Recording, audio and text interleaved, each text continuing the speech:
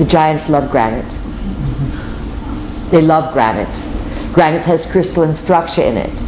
And the crystalline structure can pick up signals from the cosmos. And the giants, as they have been in stasis, particularly if they are in crystalline type of rock, they are being beamed to and fed information from the cosmos. The giants are worthy of a study. They are fascinating creatures. Fascinating. They're bad beings in them. Most of those bad beings have died off. Some have migrated into the ground, etc. There's some wild ones out there, some untamed ones. It's all out there. It's all out there for you to learn, but it will introduce you to some of the varieties of the cosmos. You live in extraordinary times, and you are very clever to have incarnated in these times and to have come to Earth, not just to feed your emotion into the awakening of humanity, but you are feeding your brainwaves. You are feeding intelligence and possibilities. And this is why we work with you. And yet, in your most brilliant sunlit moments, you haven't a clue of what you are capable of and what you are going to do here on Earth. These are super extraordinary times. And if you keep your wits about you, you will be raving about this lifetime for a long, long, long time. All right? Where's question, please? Oh, lots of questions here. All right. Who over here? Somebody. Debbie. I've read about crystal skulls. Yes. What is the purpose of the crystal skulls? They are, let's say, not easily produced today, although you'll find little miniature crystal skulls everywhere.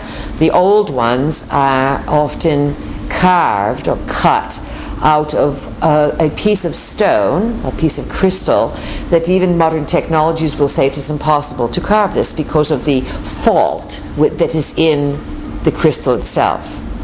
And they are transmitters of energy. Some of them have been taken over by dark forces. They tend to work when many of them are put together in a room. When you line them up, and our vehicle was one time at some place where a gentleman brought his 12 skulls. He heard us talking about bringing all the skulls together, so he brought his skulls. He was a collector, and our vehicle knew him well. And he brought them to a dinner party. It's sort of a social, not formal dinner party, but a party. And our vehicle was so wiped out and got such a headache, she just couldn't take it. It was, and he didn't know what he was doing. They are senders and receivers. None of them truly has been activated. Very psychic people can sit with them and get a little bit of a buzz and pick something up.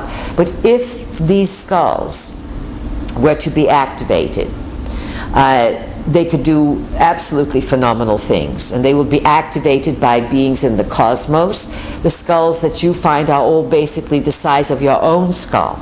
Yes? Yes. And replications of your own skull. Imagine finding a giant crystal skull, or a distorted one, or whatever.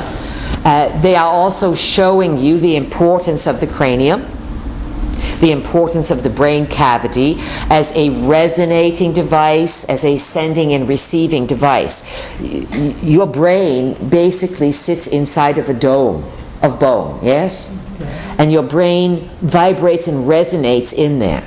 You think it resonates with thoughts. It is always working with cosmic energy. Cosmic energies are always touching you through the sun.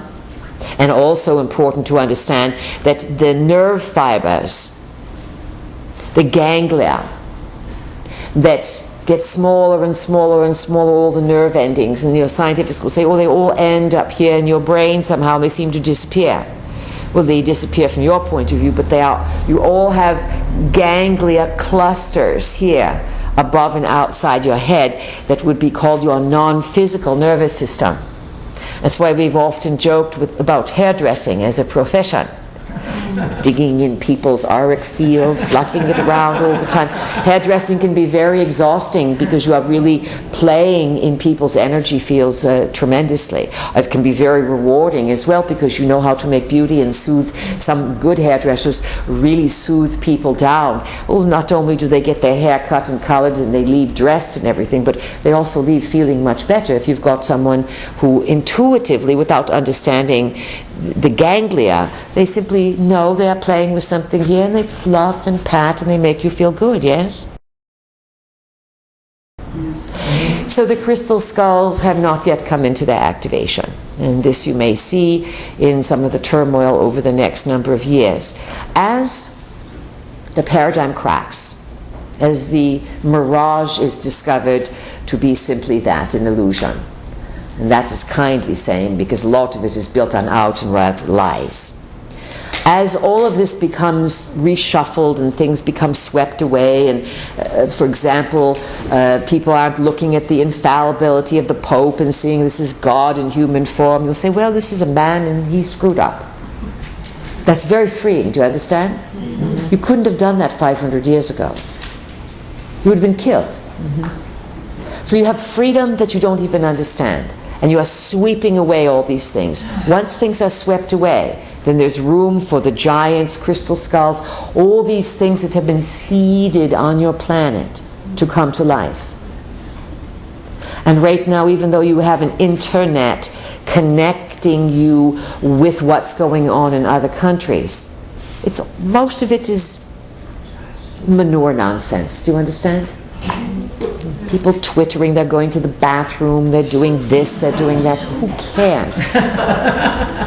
There's real stories going on of people making discoveries about other life forms, about what is in the ground, about strange things.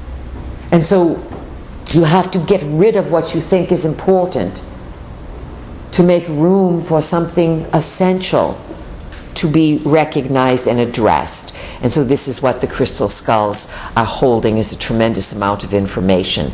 Crystals send and receive information.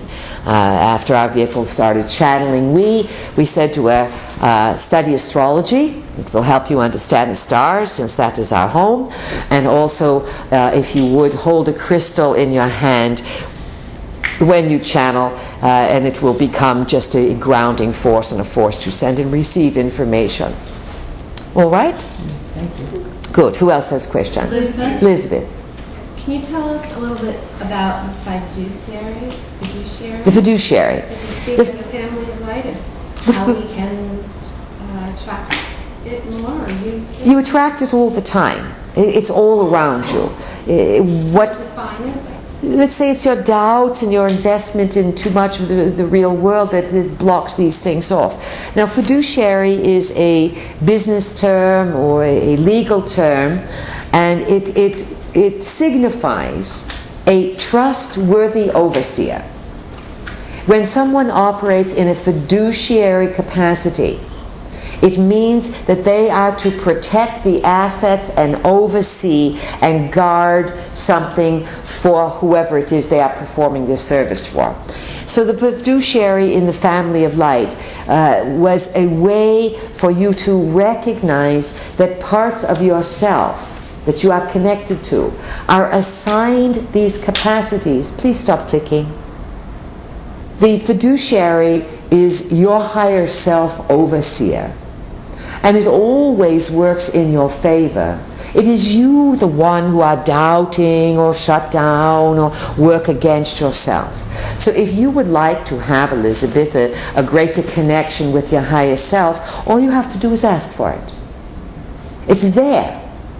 But if you start believing in it, it will happen.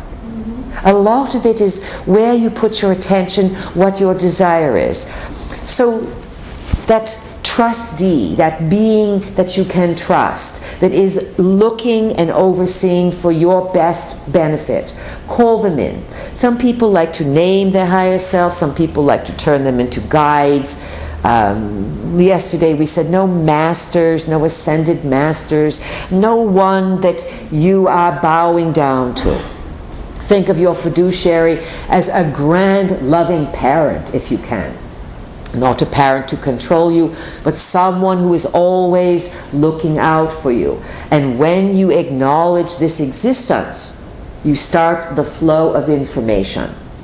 Before that, the being may simply watch over you, allow you the freedom to make foolish decisions if you choose. So all things are activated by intentionality.